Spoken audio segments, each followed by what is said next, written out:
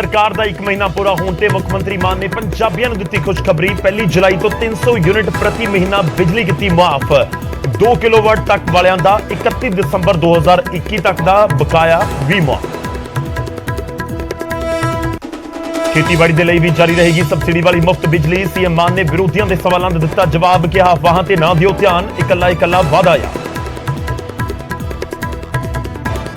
मुफ्त बिजली के ऐलान से केजरीवाल ने थापड़ी मुख्यमंत्री मान की पिठ, कहा 1 महीना पाई जोड़ के जनता को दिता तोहफा, एक करके पूरे करांगे सारे वादे।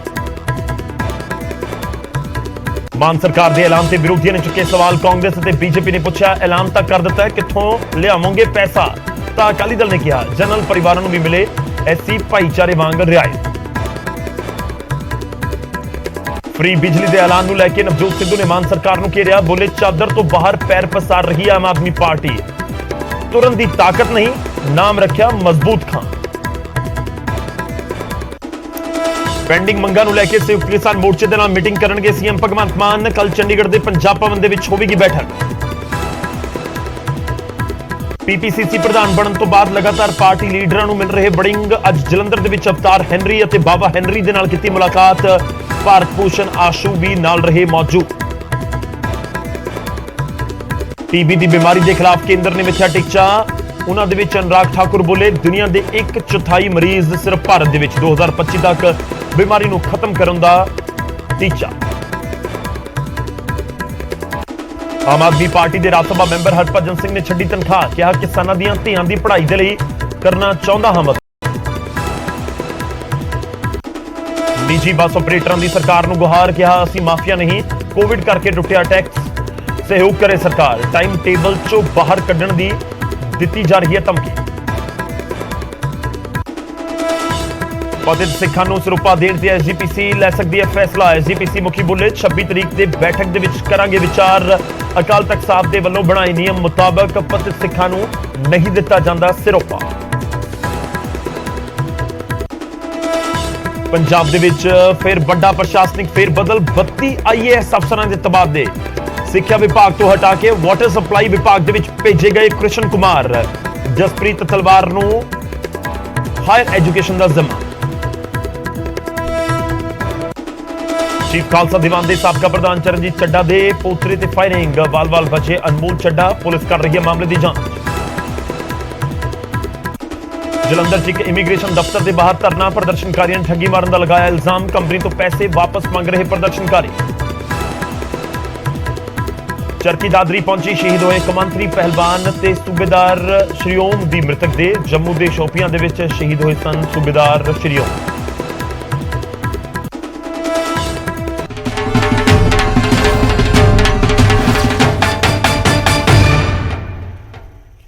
सत श्री अकाल, स्वागत है, गौरव शुक्ला मैं हां तुहाडे नाल ते बुलेटिन का आगाज करन जा रहे हैं। सब तो पहला खबर लवांगे जलालाबाद तो। गल गुंडा टैक्स दी। जलालाबाद दे विच की गुंडा टैक्स वसूलिया जा रहा है। किसानों ने ठेकेदारों के उत्ते इल्जाम लगाया है कि लिफ्टिंग के नाम के उत्ते गुंडा टैक्स वसूल रहे ने ठेकेदार। 6 तो 7 रुपए प्रति गट्टे के हिसाब के नाल यह टैक्स वसूलिया जा रहा है। किसानों ने प्रशासन के प्रति भी रोष जताया ते बार-बार दस्सण के बावजूद कार्रवाई नहीं होगी, यह भी इल्जाम लगाया। मंडी के विधायक गोल्डी कंबोज के नाम हेठ पोस्टर भी लगे हुए हैं जिस दे विच गुंडा टैक्स लैण वालियां नूं चेतावनी दी गई है। मार्केट कमेटी के सकत्तर का बयान भी आया कि कोई लिखती शिकायत साडे कोल नहीं पहुंची, कार्रवाई करना DFSC का काम है। तो मंडियां दे विच किसानां तो ये पैसे वसूले जा रहे हैं जो किसान इल्जाम लगा रहे हैं। जलालाबाद तो एक खबर है, जलालाबाद दे विच इस समय विधायक ने आम आदमी पार्टी के गोल्डी कंबोज ते इल्जाम इस समय किसान लगा रहे हैं ठेकेदारां दे उत्ते। ठेकेदारां दे उत्ते इल्जाम ने कि प्रति गट्टा उन्हां दे कोलों वसूले जा रहे हैं 6 तो 7 रुपए। यानी कि जेकर 50 किलो का एक गट्टा है, यानी 1 क्विंटल दे विच 2 गट्टे बनते हैं उन्हां दी कणक दे, और 6 तो 7 रुपए का मतलब है कि करीब 15 रुपए प्रति क्विंटल किसानां तो वसूले जा रहे हैं जो इल्जाम ने। यानी जेकर किसी किसान की 100 क्विंटल कणक हुंदी है तो करीब 1500 रुपया उसनूं देना पैंदा है। जो 4 किले या 5 किले की कणक लैके कोई किसान मंडी दे विच पहुंचिया तो 20 तो 25 क्विंटल के करीब झाड़ हुंदा है ते 25 क्विंटल के हिसाब नाल जे 4 किलो होए तो 100 क्विंटल हो गया। 100 क्विंटल होया तो करीब 15 रुपए प्रति क्विंटल के हिसाब के नाल 1500 रुपए देना पै गया। इसका सीधा जिहा मतलब होया कि 1 क्विंटल की एक तरीके नाल काट होगी करीब 1 क्विंटल की। सुनते हैं की कुछ कह रहे हैं किसान। सारे मंडी के सारे आड़ती हाँ, और सही। किसान कह रहे हैं सारे ना ना कोई किसान को किसी को कोई देना दिखाओ तो कोई किसान देंदा नहीं है जेड़ा माल ट्राली वाला और ट्रक वाला ले जा रहे हैं वो तो कोई पैसे ले जा रहे हैं ਅਸੀਂ ਕਿੰਨੇ ਵਾਰੀ ਐਮਐਲਏ ਸਾਹਿਬ ਨੇ ਬੁਲਾ ਕੇ ਸਾਰੇ ਆੜ੍ਹਤ ਨੂੰ ਕੀਤਾ ਕੋਈ ਲਿਖਤੀ ਕੋਈ ਦੇ ਨਹੀਂ ਰਿਹਾ ਦੱਸੋ ਵੀ ਕਿਹੜਾ ਲੈ ਰਿਹਾ लोगों ने कमेटा ने बाइक ज्यादा ना। सड़क पर रिकॉर्डिंग है ਸਾਡੇ ਧਿਆਨ ਨਹੀਂ ਆਉਂਦਾ जे तुम ध्यान जाके फिर की करोगे ਨਹੀਂ ਸਾਡੇ ਧਿਆਨ ਦਾ ਉਹ ਤਾਂ ਫਿਰ ਅਸੀਂ ਕਰਾਂਗੇ ਕੋਈ ਗੱਲ ਜਾਂ ਕਰਾਂਗੇ ਜੋ ਵੀ ਸਾਡੀ ਹੋਊਗੀ ਅਸੀਂ ਆ ਕੇ ਅਫਸਰ ਨੂੰ ਲਿਖਾਂਗੇ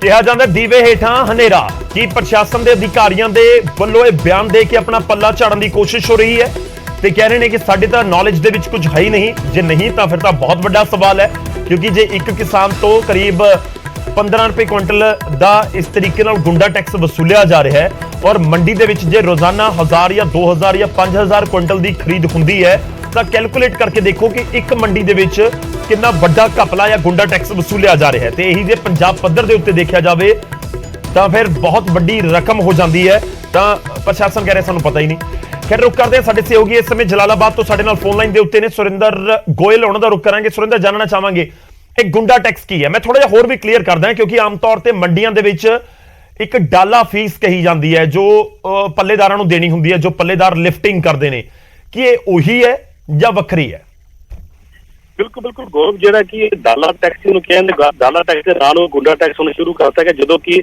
ਜਲਾਲਾਬਾਦ ਦੇ ਵਿਧਾਇਕ ਨੇ ਆਪਣੀ ਫਲੈਕਸਰ ਤੇ ਆਪਣੇ ਨਾਮ ਤੇ ਲਿਖ ਕੇ ਸਪੈਸ਼ਲ ਮੰਡੀ 'ਚ ਲਿਖ ਕੇ ਲਗਾ ਵੀ ਕੋਈ ਵੀ ਗੁੰਡਾ ਟੈਕਸ ਕੋਈ ਨਾ ਦੇਵੇ ਨਾ ਲਵੇ ਉਹ ਦੇਵੇਗਾ ਤਾਂ ਉਹਦੇ ਕਾਨੂੰਨੀ ਕਾਰਵਾਈ ਕੀਤੀ ਜਾਏਗੀ ਜਦੋਂ ਕਿ ਇਸ ਤੋਂ ਇਲਾਵਾ ਕਿਸਾਨ ਸ਼ਰੇਆਮ ਬੋਲਦੇ ਹਨ ਕਿ ਲਿਫਟਿੰਗ ਦੇ ਨਾਂ ਤੇ ਇਹ ਗੁੰਡਾ ਟੈਕਸ ਵਸੂਲਿਆ ਜਾ ਰਿਹਾ ਹੈ ਡਾਲੇ ਦੇ ਨਾਂ ਤੇ ਜਦੋਂ ਕਿ ਜਿਹੜਾ ਬੰਦਾ ਠੇਕਾ ਲੈਂਦਾ ਜੋ ਡੀਐਫਸੀ ਵਗੈਰਾ ਜਾਂ ਡਿਪਾਰਟਮੈਂਟ ਉਹਨੂੰ ਠੇਕਾ ਦਿੰਦਾ ਹੈ ਠੇਕਾ ਮਿਥਣ ਤੋਂ ਬਾਅਦ ਠੇਕੇਦਾਰ ਦੀ ਜ਼ਿੰਮੇਵਾਰੀ ਹੁੰਦੀ ਹੈ ਕਿ ਮਾਲ ਨੂੰ ਲਿਫਟ ਕਰਾਉਣਾ ਪਰ ਠੇਕੇਦਾਰ ਜਿਹੜਾ ਇੱਥੋਂ ਦਾ ਕਿਹਾ ਜਾਂਦਾ ਹੈ ਜਿਹੜੇ ਕਿ ਲੋਕ ਨੇ ਵੀ ਉਹ ਅਬੋਧ ਦਾ ਠੇਕੇਦਾਰ ਉਹਨੇ ਅੱਗੇ ਠੇਕਾ ਦਿੱਤਾ ਹੈ ਘੱਟ ਰੇਟ 'ਚ ਉਹ ਘੱਟ ਰੇਟ 'ਚ ਪੂਰਾ ਜਦੋਂ ਪੈਂਦਾ ਨਹੀਂ ਜਦੋਂ 3.85 ਰੁਪਏ ਹਿਸਾਬ ਨਾਲ ਜੋ ਸਾਨੂੰ ਜਾਣਕਾਰੀ ਮਿਲੀ ਹੈ ਕਿ ਪ੍ਰਤੀ ਬੋਰੀ ਹਿਸਾਬ ਨਾਲ 3.85 ਪੈਸੇ ਕੌਣ ਕਿੱਲੀ ਵਾਲਾ ਜਾਂ ਕੌਣ ਟਰੱਕ ਵਾਲਾ ਮਾਲ ਲੱਭੇਗਾ ਇਸ ਕਰਕੇ ਉਹਨਾਂ ਕੋਲ ਜਿਹੜਾ ਕਿ ਉਹ ਗੁੰਡਾ ਟੈਕਸ ਲਿਆ ਤਾਂ ਕਿ ਆਪਣੀ ਭਰਪਾਈ ਲਈ ਜਦੋਂ ਕਿ ਇਸ ਮਾਮਲੇ 'ਚ ਅਸੀਂ ਕਈ ਆੜ੍ਹਤੀ ਨਾਲ ਗੱਲ ਕਰਨ ਦੀ ਕੋਸ਼ਿਸ਼ ਕੀਤੀ ਪਰ ਆੜ੍ਹਤੀ ਕੈਮਰੇ ਅੱਗੇ ਆਉਣ ਦੀ ਕੋਸ਼ਿਸ਼ ਕੀਤੀ ਕਿਉਂਕਿ ਤੁਹਾਨੂੰ ਪਤਾ ਅੱਜ ਰਾਜਨੀਤੀ ਦਾ ਮਾਹੌਲ ਐਸਾ ਹੈ ਇਸ ਕਰਕੇ ਉਹਨਾਂ ਨੇ ਅੰਦਰ ਕੈਮਰੇ ਤੋਂ ਬਗੈਰ ਦੱਸਿਆ ਕਿ ਵਾਕਈ ਜਿਹੜਾ ਕਿ ਇਹ 6-7 ਰੁਪਏ ਦੇ ਕਰੀਬ ਕੱਟੇ ਬਾਬਾ ਗੁੰਡਾ ਟੈਕਸ ਚੱਲ ਰਿਹਾ ਟੈਕਸ ਦੇਣਾ ਪੈਂਦਾ ਲਿਫਟਿੰਗ ਦੇ ਨਾਂ ਤੇ ਜਦੋਂ ਕਿ ਮਜਬੂਰੀ ਸਾਡੀ ਹੈ ਜਦੋਂ ਕਿ ਅਸੀਂ ਇੱਕ ਦਿੰਦੇ ਹਾਂ ਪਰੰਤੂ ਘੁੰਮ ਫਿਰ ਕੇ ਜਿਹੜਾ ਅਲਟੀਮੇਟ ਜਿਹੜਾ ਕਿ ਉਹ ਕਿਸਾਨਾਂ ਨੂੰ ਦੀ ਭਰਨਾ ਹੀ ਪੈਂਦਾ ਜਦੋਂ ਕਿ ਜੋ ਆੜ੍ਹਤੀ ਉਹਨਾਂ ਨਾਲ ਹਿਸਾਬ ਕਰਦੇ ਹਨ ਤਾਂ ਉਹਨਾਂ ਦੇ ਹਿਸਾਬ ਨਾਲ ਗਿਣਿਆ ਜਾਂਦਾ ਹੈ ਘੁੰਮ ਫਿਰ ਕੇ ਉਹਨਾਂ ਦੇ ਨਾਂ ਤੇ ਆਉਂਦਾ ਜਦੋਂ ਇਸ ਬਾਰੇ ਅਸੀਂ ਸੈਕਟਰੀ ਮਾਰਕੀਟ ਕਮੇਟੀ ਨਾਲ ਪੁੱਛਿਆ ਤਾਂ ਉਹਨਾਂ ਨੇ ਸਿੱਧਾ ਪੱਲਾ ਝਾੜਤਾ ਉਹ ਕਹਿੰਦਾ ਸਾਡੇ ਤਾਂ ਕੋਈ ਨੋਟਿਸ ਹੀ ਸਾਡਾ ਤਾਂ ਮਤਲਬ ਕਮੇਟੀ 'ਚ ਜਿਹੜਾ ਪਾਣੀ ਪ੍ਰਬੰਧ ਬਿਜਲੀ ਦਾ ਪ੍ਰਬੰਧ ਕਿਸਾਨਾਂ ਦਾ ਪ੍ਰਬੰਧ ਕਰਨ ਦਾ ਮਤਲਬ ਹੈ ਜੇ ਸਾਡੇ ਕੋਲ ਕੋਈ ਸ਼ਿਕਾਇਤ ਆਏਗੀ ਤਾਂ ਅਸੀਂ ਕਰਾਂਗੇ ਨਹੀਂ ਤਾਂ ਇਹ ਕੰਮ ਡੀਐਫਐਸਸੀ ਦਾ ਹੈ ਤੇ ਉਹ ਠੇਕੇਦਾਰ ਜ਼ਿੰਮੇਵਾਰੀ ਉਹਨਾਂ ਦੀ ਹੈ ਗੌਰਵ ਠੀਕ ਹੈ ਤਾਂ ਉਹ ਕਹਿ ਰਹੇ ਕਿ ਉਹ ਠੇਕੇਦਾਰਾਂ ਦੀ ਜ਼ਿੰਮੇਵਾਰੀ ਹੈ ਕਿਸਾਨ ਕੀ ਕਹਿ ਰਹੇ ਨੇ ਉਹ ਕਹਿੰਦੇ ਨੇ ਕਿ ਸਾਡੇ ਤੋਂ ਪੈਸੇ ਵਸੂਲੇ ਜਾ ਰਹੇ ਨੇ ਅੱਛਾ ਇਹ ਵੀ ਦੱਸੋ ਕਿ ਇਸ ਵਾਰ ਇਹ ਹਰ ਵਾਰ ਦੀ ਕਹਾਣੀ ਹੈ ਇਹ ਤਕਰੀਬਨ ਗੌਰਵ ਕਿ ਹਰ ਸਾਲ ਇਸ ਤਰ੍ਹਾਂ ਹੁੰਦਾ ਤੁਸੀਂ ਕਿਸਾਨਾਂ ਦੀ ਗੱਲ ਉਹਨਾਂ ਦੀ ਬਾਈਟ 'ਚ ਸੁਣਿਆ ਹੋਣਾ ਉਹਨਾਂ ਨੇ ਸ਼ਰੇਆਮ ਕਿਹਾ ਕਿ ਸਰਕਾਰਾਂ ਜੋ ਮਦਦ ਬਦਲ ਜਾਣ ਕਿਉਂਕਿ ਸਿਸਟਮ ਜਿਹੜਾ ਪੁਰਾਣਾ ਚੱਲਦਾ ਹੈ ਕਿਉਂਕਿ ਅਫਸਰਸ਼ਾਹੀ ਜਿਹੜੀ ਹੈ ਉਹ ਪੁਰਾਣੀ ਹੈ ਕਿ ਅਫਸਰਸ਼ਾਹੀ ਤਾਂ ਬਦਲੀ ਨਹੀਂ ਸਰਕਾਰ ਚਾਹੇ ਜ਼ਰੂਰ ਬਦਲ ਕੇ ਲੋਕਾਂ ਨੂੰ ਬੜਾ ਚਾਅ ਸੀ ਕਿ ਬਦਲਾਵ ਆਏਗਾ ਪਰ ਜਿਹੜੇ ਵਿਧਾਇਕ ਨੇ ਉਹ ਚਾਹੁੰਦੇ ਨੇ ਵੀ ਇਸ ਤਰ੍ਹਾਂ ਦਾ ਕੰਮ ਨਾ ਹੋਏ ਪਰ ਜਿਹੜੀ ਫਿਰ ਵੀ ਅੰਦਰ ਖਾਤੇ ਜਿਹੜਾ ਕੰਮ ਜਿਹੜਾ ਚੱਲ ਰਿਹਾ ਗੌਰਵ ਧੰਦਾ ਚੱਲ ਰਿਹਾ ਹੈ ਉਹ ਸਾਰਾ ਜਗ ਜ਼ਾਹਿਰ ਹੈ ਤੁਸੀਂ ਦੇਖ ਸਕਦੇ ਹੋ ਗੌਰਵ ਚਲੋ ਸ਼ੁਕਰੀਆ ਧੰਨਵਾਦ ਸਾਡੇ ਨਾਲ ਜੁੜਨ ਦੇ ਲਈ ਇਸ ਪੂਰੀ ਗੱਲਬਾਤ ਦੇ ਲਈ ਅਸੀਂ ਕੋਸ਼ਿਸ਼ ਕਰ ਰਹੇ ਹਾਂ ਕਿ ਗੋਲਡੀ ਕੰਬੋਜ ਦੇ ਨਾਲ ਵੀ ਗੱਲਬਾਤ ਹੋ ਸਕੇ ਆਮ ਆਦਮੀ ਪਾਰਟੀ ਦੇ ਵਿਧਾਇਕ ਨੇ ਜਲਾਲਾਬਾਦ ਤੋਂ ਕਿ ਜੇਕਰ ਉੱਥੇ ਗੁੰਡਾ ਟੈਕਸ ਵਸੂਲਣ ਦੀ ਗੱਲ ਹੋ ਰਹੀ ਹੈ ਪ੍ਰਤੀ ਕੁਇੰਟਲ 15 ਰੁਪਏ ਕੁਇੰਟਲ ਦੇ ਕਰੀਬ ਪੈਸੇ ਵਸੂਲੇ ਜਾ ਰਹੇ ਨੇ ਕਿਸਾਨਾਂ ਤੋਂ ਤਾਂ ਫਿਰ ਇਹ ਤਾਂ ਬਹੁਤ ਵੱਡੀ ਅਮਾਉਂਟ ਬਣਦੀ ਹੈ ਜੇਕਰ ਮੰਡੀ ਦੇ ਵਿੱਚ ਰੋਜ਼ਾਨਾ ਕਰੀਬ 5000 ਕੁਇੰਟਲ ਦੀ ਵੀ ਖਰੀਦ ਹੋਵੇ ਟੋਟਲ ਮੰਡੀ ਦੇ ਵਿੱਚ ਤਾਂ 75000 ਰੁਪਇਆ ਬਣ ਜਾਂਦਾ ਹੈ ਤਾਂ ਬਹੁਤ ਵੱਡੀ ਅਮਾਉਂਟ ਆਪਣੇ ਆਪ ਦੇ ਵਿੱਚ ਹੋ ਜਾਂਦੀ ਹੈ ਤੇ ਤੁਸੀਂ ਕੈਲਕੂਲੇਟ ਕਰਕੇ ਦੇਖੋ ਕਿ ਜੇਕਰ ਉਸ ਮੰਡੀ ਦੇ ਵਿੱਚ 50000 ਜਾਂ 1 ਲੱਖ ਕੁਇੰਟਲ ਕਣਕ ਖਰੀਦ ਹੋਈ ਇੱਕ ਸੀਜ਼ਨ ਦੇ ਵਿੱਚ 15 ਰੁਪਏ ਦੇ ਹਿਸਾਬ ਦੇ ਨਾਲ 15 ਲੱਖ ਰੁਪਇਆ ਹੋ ਗਿਆ ਹੋ ਸਕਦਾ ਕਿ ਇਸ ਤੋਂ ਵੀ ਜ਼ਿਆਦਾ ਖਰੀਦ ਹੁੰਦੀ ਹੋਵੇ ਔਰ ਇੱਕ ਮੰਡੀ ਦੇ ਵਿੱਚ ਕਰੀਬ ਇੰਨੀ ਖਰੀਦ ਤਾਂ ਇੰਨੀ ਕਣਕ ਤਾਂ ਪਹੁੰਚ ਜਾਂਦੀ ਹੈ ਪੂਰੇ ਸੀਜ਼ਨ ਦਾ ਮੈਂ ਜ਼ਿਕਰ ਕਰਾਂ ਤਾਂ ਫਿਰ ਇਹ ਬਹੁਤ ਵੱਡੀ ਅਮਾਉਂਟ ਹੈ ਤੇ ਸਿਰਫ ਇੱਕ ਕਸਬੇ ਦੀ ਜਾਂ ਇੱਕ ਸ਼ਹਿਰ ਦੀ ਗੱਲ ਹੋ ਰਹੀ ਹੈ ਇੱਕ ਮੰਡੀ ਦੀ ਗੱਲ ਹੋ ਰਹੀ ਹੈ ਇਸੇ ਤਰ੍ਹਾਂ ਵੱਡੀਆਂ ਮੰਡੀਆਂ ਨੇ ਹੁਣ ਖੰਨਾ ਦੀ ਮੰਡੀ 'ਚ ਜੇਕਰ ਇਹ ਹੋ ਰਿਹਾ ਹੋਏਗਾ ਤਾਂ ਉੱਥੇ ਤਾਂ ਰੋਜ਼ਾਨਾ ਦੀ ਕਿੰਨੀ ਜ਼ਿਆਦਾ ਤਾਦਾਦ ਦੇ ਵਿੱਚ ਕਣਕ ਪਹੁੰਚਦੀ ਹੈ ਫਸਲ ਪਹੁੰਚਦੀ ਹੈ ਆਪਾਂ ਅੰਦਾਜ਼ਾ ਲਗਾ ਸਕਦੇ ਹਾਂ ਏਸ਼ੀਆ ਦੀ ਸਭ ਤੋਂ ਵੱਡੀ ਮੰਡੀ ਹੈ ਜੇ ਖੰਨਾ ਦੇ ਵਿੱਚ ਵੀ ਇਹ ਹੋ ਰਿਹਾ ਹੈ ਤਾਂ ਫਿਰ ਕਰੋੜਾਂ ਰੁਪਇਆ ਰੋਜ਼ਾਨਾ ਕਿਸਾਨਾਂ ਨੂੰ ਆਪਣੀ ਜੇਬ ਦੇ ਵਿੱਚੋਂ ਇਹ ਗੁੰਡਾ ਟੈਕਸ ਦੇ ਤੌਰ ਦੇ ਉੱਤੇ ਦੇਣੇ ਪੈ ਰਹੇ ਨੇ ਹੁਣ ਕੌਣ ਕਲੈਰੀਫਾਈ ਕਰੇਗਾ ਕਿ ਪੈਸੇ ਦੇਣੇ ਕਿਸਨੇ ਨੇ, ਬਣਦੇ ਨੇ ਜਾਂ ਨਹੀਂ ਬਣਦੇ ਦੇਣੇ। ਖੈਰ ਪ੍ਰਸ਼ਾਸਨ ਜੋ ਅਧਿਕਾਰੀ ਨੇ ਮੌਕੇ ਦੇ ਉਹ ਕਹਿ ਰਹੇ ਨੇ ਸਾਨੂੰ ਤਾਂ ਪਤਾ ਨਹੀਂ ਕਿ ਅਜਿਹਾ ਵੀ ਕੁਝ ਹੋ ਰਿਹਾ ਹੈ। ਅੰਨੀ ਲੁੱਟ ਹੋ ਰਹੀ ਹੈ, ਇੱਕ ਤਾਂ ਦੀ ਲੁੱਟ ਹੈ, ਇੱਕ ਅੰਨੀ ਲੁੱਟ ਹੈ। ਜਦੋਂ ਡਾਲਾ ਕਿਸ ਗੱਲ ਦਾ, ਜੋ ਠੇਕੇਦਾਰ ਠੇਕਾ ਪੂਰੇ ਰੇਟ ਤੇ ਚੱਕੇ ਤੇ ਡਾਲਾ ਦੇਣਾ ਹੀ ਨਾ ਪਵੇ, ਠੇਕੇਦਾਰ ਠੇਕਾ ਵੀ ਚੱਕਿਆ ਵੈ ਤੇ ਵਿੱਚੋਂ ਪੈਸੇ ਉੱਥੇ ਲੇਬਰ ਲਿਫਟਿੰਗ ਜੇ ਲਾਉਂਦੇ ਨੇ ਉਹ ਵੀ ਲੈ ਲੈਂਦੇ ਨੇ। ਤੇ ਇਸ ਵਾਸਤੇ ਸਾਡੀ ਤਾਂ ਇਹੋ ਡਿਮਾਂਡ ਹੈ ਵੀ ਜਿਹੜਾ ਮੰਡੀ ਦੀ ਢਵਾਈ ਹੈ ਇਹ ਸਹੀ, ਕੋਈ ਆੜ੍ਹਤ ਦੇ ਹੱਕ ਨਹੀਂ ਬਣਦਾ ਡਾਲਾ ਦੇਣਾ। ਉਧਰ ਸੰਯੁਕਤ ਕਿਸਾਨ ਮੋਰਚੇ ਦੇ ਨਾਲ ਮੀਟਿੰਗ ਹੋਣ ਜਾ ਰਹੀ ਹੈ ਮੁੱਖ ਮੰਤਰੀ ਭਗਵੰਤ ਮਾਨ ਦੀ। ਕੱਲ ਦੁਪਹਿਰੇ ਐਤਵਾਰ ਨੂੰ ਇਹ ਮੀਟਿੰਗ ਹੋਵੇਗੀ ਪੰਜਾਬ ਭਵਨ ਦੇ ਵਿੱਚ। ਕਿਸਾਨਾਂ ਦੀਆਂ ਜੋ ਮੰਗਾਂ ਨੇ ਉਹਨਾਂ ਨੂੰ ਲੈ ਕੇ ਚਰਚਾ ਕੀਤੀ ਜਾਵੇਗੀ। ਦਰਅਸਲ ਬਹੁਤ ਸਾਰੀਆਂ ਮੰਗਾਂ ਨੇ ਜਿਨ੍ਹਾਂ ਦੇ ਉੱਤੇ ਸਾਬਕਾ ਸੀਐਮ ਦੇ ਵੱਲੋਂ ਮੋਹਰ ਲਗਾਉਣ ਦਾ ਦਾਅਵਾ ਕੀਤਾ ਗਿਆ ਸੀ। ਉਸ ਦੇ ਵਿੱਚ ਨਰਮੇ ਦਾ ਮੁਆਵਜ਼ਾ ਵੀ ਸੀ ਜਿਹੜਾ ਨੁਕਸਾਨਿਆ ਗਿਆ ਨਰਮਾ ਸੀ ਗੁਲਾਬੀ ਸੁੰਡੀ ਦੀ ਵਜ੍ਹਾ ਦੇ ਨਾਲ। ਪਰ ਇਸ ਸਭ ਦੇ ਵਿਚਾਲੇ ਕਰਜ਼ ਮਾਫੀ ਵਾਲੀ ਇੱਕ ਵੱਡੀ ਮੰਗ ਅਜੇ ਵੀ ਪੈਂਡਿੰਗ ਹੈ। ਤਾਂ ਉਹ ਕਰਜ਼ ਮਾਫੀ ਨੂੰ ਲੈ ਕੇ ਸਰਕਾਰ ਕੀ ਕਹਿੰਦੀ ਹੈ। ਕੱਲ ਮੀਟਿੰਗ ਹੋਣ ਜਾ ਰਹੀ ਹੈ, ਜਿਹੜੀ ਬਾਕੀ ਦੀਆਂ ਮੰਗਾਂ ਨੇ ਉਸ ਨੂੰ ਲੈ ਕੇ ਕਿਸਾਨ ਆਪਣੀ ਗੱਲ ਰੱਖਣਗੇ ਤੇ ਉਧਰ ਦੂਜੇ ਪਾਸੇ ਮੁੱਖ ਮੰਤਰੀ ਕੀ ਕਹਿੰਦੇ ਨੇ ਉਹ ਲਾਜ਼ਮੀ ਤੌਰ ਤੇ ਨਜ਼ਰ ਆਏ।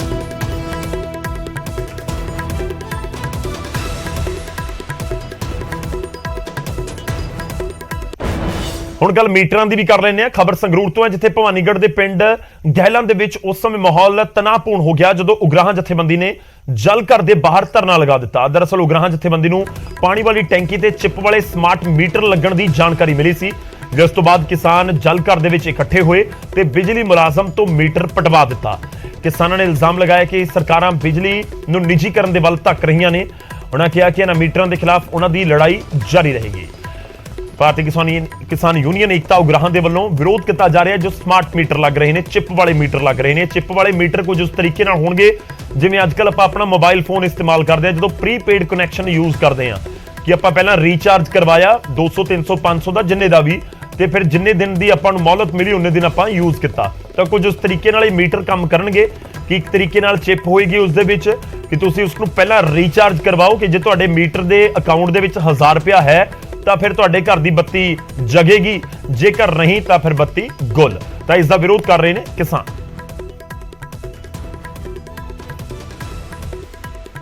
ਅਗਲੀ ਖਬਰ ਦਾ ਰੁਖ ਕਰਦੇ ਹਾਂ। ਪ੍ਰਾਈਵੇਟ ਬੱਸ ਆਪਰੇਟਰਾਂ ਨੇ ਸਰਕਾਰ ਨੂੰ ਅਪੀਲ ਕੀਤੀ ਹੈ ਤੇ ਕਹਿ ਰਹੇ ਨੇ ਕਿ ਸਾਡੀ ਵੀ ਸੁਣੇ ਸਰਕਾਰ।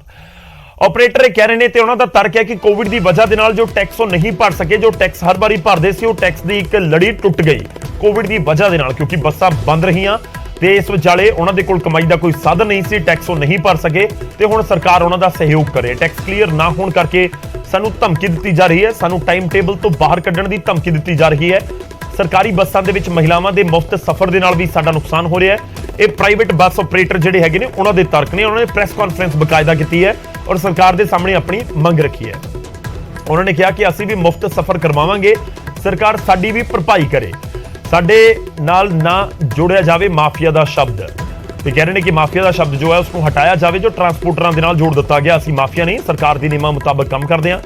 ਖੈਰ ਇੱਕ ਚੀਜ਼ ਬਹੁਤ ਕਲੀਅਰ ਹੈ ਕਿ ਪੰਜੇ ਉਂਗਲਾਂ, ਇੱਕ ਕਹਾਵਤ ਹੈ ਕਿ ਬਰਾਬਰ ਨਹੀਂ ਹੁੰਦੀਆਂ। ਤਾਂ ਜੇਕਰ ਕੁਝ ਟਰਾਂਸਪੋਰਟਰਾਂ ਦੇ ਉੱਤੇ ਉਂਗਲਾਂ ਉੱਠੀਆਂ ਨੇ ਤਾਂ ਇਸ ਦਾ ਮਤਲਬ ਨਹੀਂ ਕਿ ਸਾਰੇ ਪ੍ਰਾਈਵੇਟ ਟਰਾਂਸਪੋਰਟਰ ਹੀ ਗਲਤ ਢੰਗ ਦੇ ਨਾਲ ਆਪਣੀਆਂ ਬੱਸਾਂ ਚਲਾ ਰਹੇ ਨੇ। ਉਹਨਾਂ ਦੇ ਵਿੱਚ ਬਹੁਤ ਸਾਰੇ ਠੀਕ ਵੀ ਹੋਣਗੇ, ਪਰ ਇੱਕ ਦੇ ਉੱਤੇ ਉਂਗਲ ਉੱਠੀ ਤਾਂ ਕਿਤੇ ਨਾ ਕਿਤੇ ਬਾਕੀ ਵੀ ਰਡਾਰ ਦੇ ਵਿੱਚ ਆ ਜਾਂਦੇ ਨੇ। ਕੀ ਕੁਝ ਕਹਿ ਰਹੇ ਨੇ ਪ੍ਰਾਈਵੇਟ ਬੱਸ ਆਪਰੇਟਰ ਉਹ ਤੁਹਾਨੂੰ ਸੁਣਾਵਾਂਗੇ। ਮੇਨ ਗੱਲ ਹੈ ਉਹ ਇਹ ਹੈ ਵੀ ਸਾਨੂੰ ਪਿਛਲੀ ਸਰਕਾਰ ਦੇ ਮੰਤਰੀ ਸਾਹਿਬ ਜਿਹੜੇ ਸੀਗੇ ਟਰਾਂਸਪੋਰਟ ਮਿਨਿਸਟਰ ਜੀ, ਉਹਨਾਂ ਨੇ ਸਾਨੂੰ ਮਾਫੀਆ ਵਰਡ ਸਾਡੇ ਨਾਲ ਜੋੜਤਾ, ਜਦੋਂ ਕਿ ਅਸੀਂ ਨਾਰਮਲ ਟਰਾਂਸਪੋਰਟਰਸ ਹਾਂ ਜੀ। ਜੱਦੀ ਪੁਸ਼ਤੀ ਸਾਡਾ ਕੰਮ ਹੈ, ਇਹ ਇੱਕ ਖੇਤੀਬਾੜੀ ਦਾ ਕਿੱਤਾ ਜੀ, ਦੂਜਾ ਕਿੱਤਾ ਇਹ ਹੈ ਜਿਹੜਾ ਅਸੀਂ ਕਰ ਰਹੇ ਹਾਂ। ਕੋਈ ਸਾਡਾ ਮਾਫੀਆ ਨਾਲ ਸਾਡਾ ਕੋਈ ਲੈਣ ਦੇਣ ਨਹੀਂ, ਕੋਈ ਮਸਲਾ ਨਹੀਂ ਜੀ।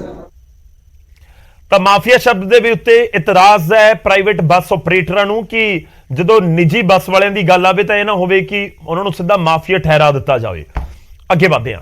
ਪ੍ਰਾਈਵੇਟ ਬੱਸ ਆਪਰੇਟਰਾਂ ਦੀ ਕਦੋਂ ਸਰਕਾਰ ਸੁਣੇਗੀ ਉਸ ਦੇ ਉੱਤੇ ਤਾਂ ਸਭ ਦੀਆਂ ਨਜ਼ਰਾਂ ਨੇ, ਪਰ ਦੂਜੇ ਪਾਸੇ 300 ਯੂਨਿਟ ਵਾਲੀ ਗੱਲ ਜ਼ਰੂਰ ਸਰਕਾਰ ਕਰ ਰਹੀ ਹੈ। ਮਾਨ ਸਰਕਾਰ ਨੇ ਪੰਜਾਬੀਆਂ ਨੂੰ ਸੌਗਾਤ ਦਿੱਤੀ ਹੈ।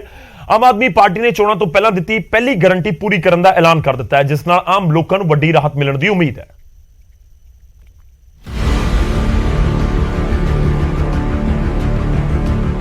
ਮਹਿੰਗਾਈ ਦੇ ਦੌਰ 'ਚ 16 ਅਪ੍ਰੈਲ 2022 ਪੰਜਾਬੀਆਂ ਲਈ ਖੁਸ਼ਖਬਰੀ ਲੈ ਕੇ ਆਇਆ ਹੈ। ਖੁਸ਼ਖਬਰੀ ਜਿਹੜੀ ਜੇਬਾਂ ਨੂੰ ਰਾਹਤ ਦੇਵੇਗੀ। ਜੀ ਹਾਂ, ਮਾਨ ਸਰਕਾਰ ਨੇ ਪਹਿਲੀ ਗਰੰਟੀ ਪੂਰੀ ਕਰਨ ਦਾ ਐਲਾਨ ਕਰ ਦਿੱਤਾ ਹੈ। ਪੰਜਾਬੀਆਂ ਨੂੰ 1 ਜੁਲਾਈ 2022 ਤੋਂ 300 ਯੂਨਿਟ ਪ੍ਰਤੀ ਮਹੀਨਾ ਮੁਫਤ ਬਿਜਲੀ ਛੋਟ ਦਿੱਤੀ ਜਾਵੇਗੀ।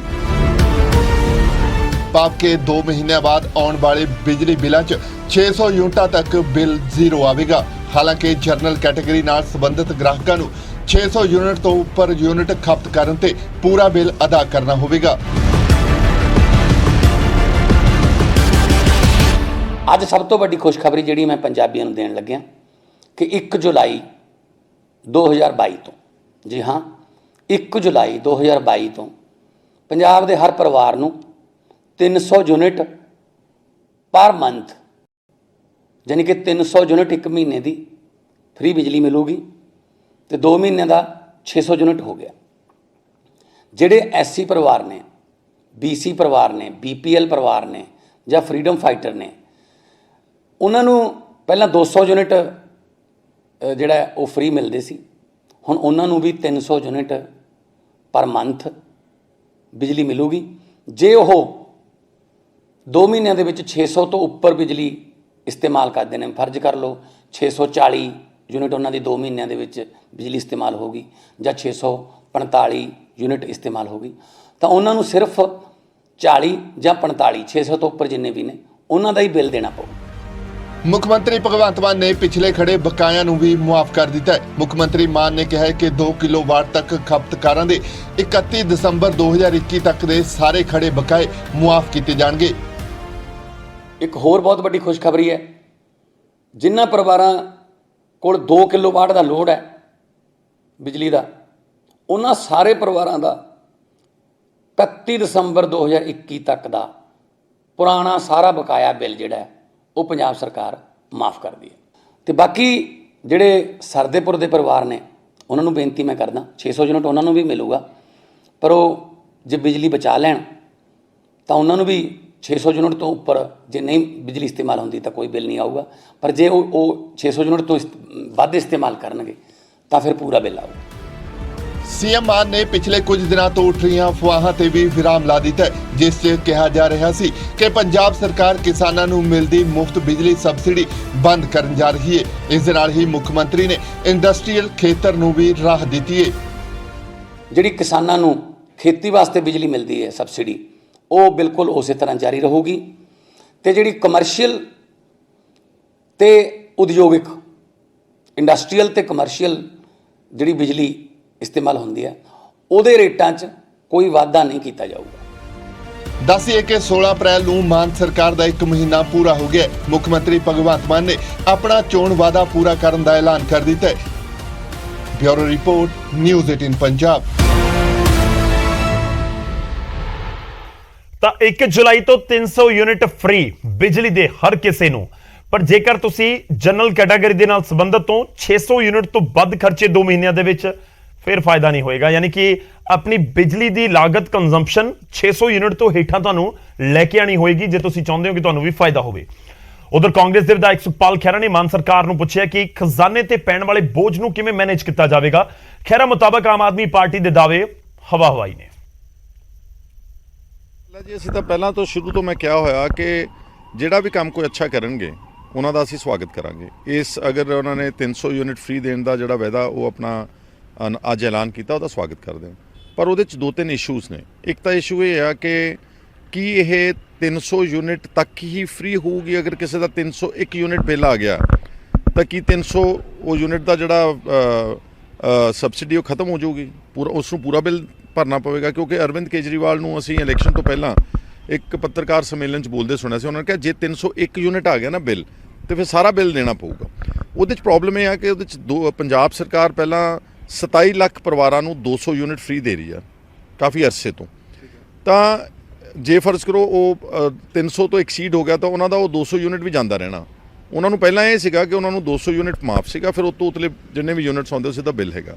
ਆਈਡੀਅਲੀ ਤਾਂ ਚਾਹੀਦਾ ਇਹ ਹੈ ਕਿ 300 ਯੂਨਿਟ ਮਾਫ ਕਰ ਦੇਣ, ਉਸ ਤੋਂ ਉਤਲੇ ਜਿਹੜੇ ਬਿੱਲ ਆਉਂਦੇ ਨੇ, ਕਿਸੇ ਦਾ ਖਪਤ ਹੋਈ 300 400 500 ਯੂਨਿਟ, ਉਹਦਾ ਉਹ ਚਾਰਜ ਕਰ ਲੈਣ। ਇੱਕ ਨੰਬਰ ਇਹ ਇਸ਼ੂ ਜਿਹੜਾ ਲੋਕਾਂ ਦੇ ਮਨ ਵਿੱਚ ਹੈ। ਦੂਸਰਾ ਇਸ਼ੂ ਹੈਗਾ ਕਿ ਇਹਨਾਂ ਨੇ ਪਹਿਲੇ ਜੁਲਾਈ ਤੋਂ ਅਨਾਉਂਸ ਕੀਤਾ, ਫਿਰ ਅੱਜ ਅਨਾਉਂਸਮੈਂਟ ਕਰਨ ਦਾ ਕੀ ਫਾਇਦਾ ਹੈਗਾ ਜੇ ਆਪਾਂ ਇੰਪਲੀਮੈਂਟ ਹੀ 1 ਜੁਲਾਈ ਤੋਂ ਕਰਨਾ। It could have been also announced on the 1 July. So I think ਕਿ ਇਹਦਾ ਮਤਲਬ ਇਹ ਹੈ ਕਿ ਇਹਨਾਂ ਕੋਲ ਪੈਸੇ ਦੀ ਸਮੱਸਿਆ, ਕਿਉਂਕਿ PSPCL ਅੰਦਰ ਬਹੁਤ ਹੈਵੀ ਡੈਟ ਹੈ। ਤਾਜ਼ੀ ਪਾਵਰ ਪਰਚੇਜ਼ ਕਰਨ ਵਾਸਤੇ ਉਹਨਾਂ ਨੂੰ ਹੁਣ ਫਿਰ ਲੋਨ ਚੱਕਿਆ ਉਹਨਾਂ ਨੇ। ਇਹਦਾ ਮਤਲਬ ਉਹਨਾਂ ਨੂੰ ਪੈਸੇ ਦੇ, ਕਿਉਂਕਿ ਅਰਵਿੰਦ ਕੇਜਰੀਵਾਲ ਨੇ ਜਿਹੜਾ ਪੈਸੇ ਦਾ ਸੋਲਿਊਸ਼ਨ ਦੱਸਿਆ ਸੀ ਨਾ, ਉਹ ਬੜਾ ਬੇਤੁਕਾ ਸੀਗਾ। ਇਹਨਾਂ ਨੇ ਕਿਹਾ ਸੀ ਜੀ ਕਿ ਮੇਰੀਆਂ ਜਿਹੜੀਆਂ ਗਾਰੰਟੀਆਂ ਨੇ, ਕਿਸੇ ਨੇ ਪੁੱਛਿਆ ਪੱਤਰਕਾਰ ਨੇ ਕਿੱਦਾਂ ਪੂਰੀਆਂ ਕਰੋਗੇ, ਉਹ ਕਹਿੰਦਾ ਜੀ ਮੈਂ ਗਾਰੰਟੀਆਂ ਪੂਰੀਆਂ ਕਰੂੰਗਾ। 20,000 ਕਰੋੜ ਮੈਂ ਮਾਈਨਿੰਗ ਮਾਫੀਆ ਮਾਈਨਿੰਗ 'ਚੋਂ ਕੱਢੂੰਗਾ, ਖਜ਼ਾਨੇ 'ਚ ਜਮ੍ਹਾਂ ਕਰਾਊਂਗਾ, ਤੇ 34,000 ਕਰੋੜ ਰੁਪਏ ਦੀ ਰਿਸ਼ਵਤ ਜਿਹੜੀ ਬਜਟ ਵਿੱਚ ਹੋ ਰਹੀ ਹੈ। ਬਜਟ ਕੀ ਹੁੰਦਾ? 1,70,000 ਕਰੋੜ ਦਾ ਬਜਟ ਹੈ। ਉਹਨਾਂ ਨੇ ਕਿਹਾ 20% ਘੱਟੋ ਘੱਟ ਪੈਸਾ ਖਾਦਾ ਜਾਂਦਾ, ਤੇ ਇਸ ਕਰਕੇ 34,000 ਕਰੋੜ ਮੈਨੂੰ ਇੱਧਰੋਂ ਆ ਜਾਊਗਾ, 20,000 ਇੱਧਰੋਂ ਆ ਜਾਊ, 54,000 ਕਰੋੜ ਨਾਲ ਮੇਰੀ ਸਾਰੀਆਂ ਲਾਇਬਿਲਿਟੀਜ਼ ਖਤਮ ਹੋ ਜਾਣਗੇ। But that is absolute frivolous argument, because budget ਜਿਹੜਾ ਵਾ 1,70,000 ਕਰੋੜ ਦਾ, ਉਹਦੇ 'ਚੋਂ 90% ਕਮਿਟਡ ਐਕਸਪੈਂਡੀਚਰ ਹੈ। ਲੋਕਾਂ ਦੀਆਂ 4 ਲੱਖ EMPLOYEES ਦੀਆਂ ਤਨਖਾਹਾਂ ਨੇ, ਉਹਨਾਂ ਦੀਆਂ ਸੈਲਰੀਜ਼ ਹੈ, ਬੁਢਾਪਾ ਪੈਨਸ਼ਨ ਹੈ, ਵਿਧਵਾ ਪੈਨਸ਼ਨ ਹੈ, ਔਰ ਐਕਸਗ੍ਰੇਸ਼ੀਆ ਗ੍ਰਾਂਟਸ ਜਾਂਦੀਆਂ ਨੇ, ਔਰ ਇਸ ਦੇ ਨਾਲ ਜਿਹੜਾ 3 ਲੱਖ ਕਰੋੜ ਦਾ ਕਰਜ਼ਾ, ਉਹਦਾ ਪ੍ਰਿੰਸੀਪਲ ਅਮਾਊਂਟ ਜਾਂਦਾ, ਫਿਰ ਉਹਦੀ ਡੈਟ ਸਰਵਿਸਿੰਗ, ਉਹਦਾ ਇੰਟਰਸਟ ਜਾਂਦਾ ਵਾ। ਜਿਹੜਾ ਅਸਲ ਡਿਵੈਲਪਮੈਂਟ ਲਈ ਪੈਸਾ ਹੈਗਾ ਪੰਜਾਬ ਸਰਕਾਰ ਕੋਲ ਅਵੇਲੇਬਲ, ਉਹ ਕੋਈ 15,000 ਕਰੋੜ ਰੁਪਏ। ਮੈਂ ਕੱਲ ਬਜਟ ਐਟ ਅ ਗਲਾਂਸ ਡਾਕੂਮੈਂਟ ਕੱਢ ਕੇ ਚੰਗੀ ਤਰ੍ਹਾਂ ਪੜ੍ਹਿਆ ਉਸ ਨੂੰ। ਅਰਬਨ ਰੂਰਲ ਡਿਵੈਲਪਮੈਂਟ ਜਿਹੜੇ ਪੈਸੇ ਹੁਣ 15,000 ਕਰੋੜ ਚੋਂ ਰਿਸ਼ਵਤ 34,000 ਕਰੋੜ ਦੀ ਕਿੱਦਾਂ ਕੱਢ ਲਓਗੇ? ਇੱਕ ਨੰਬਰ ਤਾਂ ਇਹ। ਦੂਸਰਾ ਕਹਿੰਦੇ ਮਾਈਨਿੰਗ ਜੀ। ਮਾਈਨਿੰਗ ਦਾ ਮੈਂ ਫਿਰ ਚੈੱਕ ਕੀਤਾ, ਉਸ ਬਜਟ ਦੇ ਫਿਗਰਸ ਵਿੱਚ ਵੀ ਸੀਗਾ। ਪਿਛਲੇ ਸਾਲ ਸਭ ਤੋਂ ਜ਼ਿਆਦਾ ਮਾਈਨਿੰਗ ਆਕਸ਼ਨ ਵਿੱਚ ਆਮਦਨ ਪੰਜਾਬ ਸਰਕਾਰ ਨੂੰ ਹੋਈ, ਕਿੰਨੀ ਹੋਈ ਆ? 330 ਕਰੋੜ। ਫਿਰ ਉਸ ਤੋਂ ਬਾਅਦ ਚਰਨਜੀਤ ਸਿੰਘ ਚੰਨੀ ਨੇ ਕਿਹਾ ਜੀ ਅਸੀਂ ਹੁਣ 5 ਰੁਪਏ 50 ਪੈਸੇ ਤੁਹਾਨੂੰ ਪਰ ਸਕੁਆਇਰ ਫੁੱਟ ਰੇਤਾ ਦੇਵਾਂਗੇ। ਉਹਦੇ ਨਾਲ ਆਮਦਨ ਡਾਊਨ ਹੋ ਗਈ 95 ਕਰੋੜ ਰੁਪਇਆ ਸਾਲ ਦੀ। ਆਈਮ ਸਿੰਗ ਐਨੂਅਲ ਇਨਕਮ। ਹਾਂ, ਟੋਟਲ ਮਾਈਨਿੰਗ ਵਿਭਾਗ ਚੋਂ 330 ਕਰੋੜ ਪਹਿਲਾਂ, ਚੰਨੀ ਦੇ ਐਲਾਨ ਤੋਂ ਬਾਅਦ 95 ਕਰੋੜ, ਤੇ 20,000 ਕਰੋੜ ਕਿੱਥੋਂ ਕੱਢ ਲਾਂਗੇ ਆਪਾਂ ਉਹਦੇ ਚੋਂ? ਦੀ ਸਵਾਲ ਪੁੱਛ ਰਹੇ ਨੇ ਕਿ ਪੈਸਾ ਕਿੱਥੋਂ ਆਏਗਾ ਜੇਕਰ 300 ਯੂਨਿਟ ਲੋਕਾਂ ਨੂੰ ਫ੍ਰੀ ਦੇਣੀਆਂ ਨੇ ਹਰ ਮਹੀਨੇ, ਔਰ ਤਕਰੀਬਨ ਹਰ ਪਰਿਵਾਰ ਤੱਕ ਇਸ ਦਾ ਫਾਇਦਾ ਪਹੁੰਚਣ ਦਾ ਦਾਅਵਾ ਕੀਤਾ ਜਾ ਰਿਹਾ ਹੈ, ਤਾਂ ਫਿਰ ਸਵਾਲ ਤਾਂ ਜ਼ਰੂਰ ਹੈ ਕਿ ਆਖਿਰ ਪੈਸਾ ਆਏਗਾ ਕਿੱਥੋਂ।